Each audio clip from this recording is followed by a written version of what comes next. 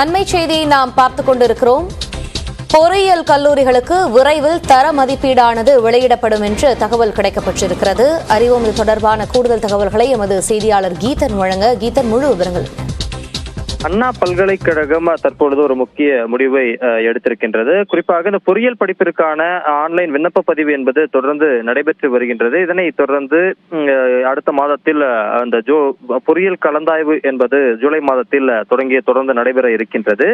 இந்த நிலையில் பல்வேறு மாணவர்கள் அந்த பொறியியல் கல்லூரிகளை தேர்ந்தெடுப்பதில் பல்வேறு சிக்கல்களை எதிர்கொள்வதாக தொடர்ந்து ஒரு கருத்துக்கள் முன்வைக்கப்படுகின்றன. ஏனென்றால் அந்த கல்லூரிகளுடைய தரம் எந்த அளவுக்கு இருக்கின்றது, அவை தேசிய அளவிலான தர மதிப்பீட்டில் அவை பெற்றிருக்கக்கூடிய அந்த புள்ளிகள் என்ன என்பது குறித்தெல்லாம் அந்த விவரங்கள் இல்லாததன் காரணமாக நிறைய மதிப்பெண் எடுத்த மாணவர்கள் கூட தரமற்ற கல்லூரிகளில் அவர்கள் சேர்ந்து விடுவதாகவும் அதனால் எதிர்காலம் பாதிக்கப்படுவதாகவும் தொடர்ந்து சில குற்றச்சாட்டுகள் முன்வைக்கப்படுகின்றன. இந்த நிலையில்தான் இதனை களைவதற்கு அண்ணா பல்கலைக்கழகம் ஒரு முடிவை எடுத்துள்ளது. அதன்படி இந்த தேசிய அளவிலான தர மதிப்பீடு, அதாவது NIRF ரேங்கிங் எனப்படக்கூடிய அந்த ரேங்கிங்கில் இந்த கல்லூரி பெற்றிருக்கக்கூடிய இடம் என்ன, அதே போல தேசிய தர மதிப்பீட்டில் இந்த கல்லூரி பெற்றிருக்கக்கூடிய மதிப்பெண் புள்ளி விவரங்கள் என்ன, இந்த பட்டியல்களை விரைவில் இணையதளத்தில் வெளியிட இருப்பதாக அண்ணா பல்கலைக்கழகம் தரப்பில் தெரிவிக்கப்பட்டிருக்கின்றது.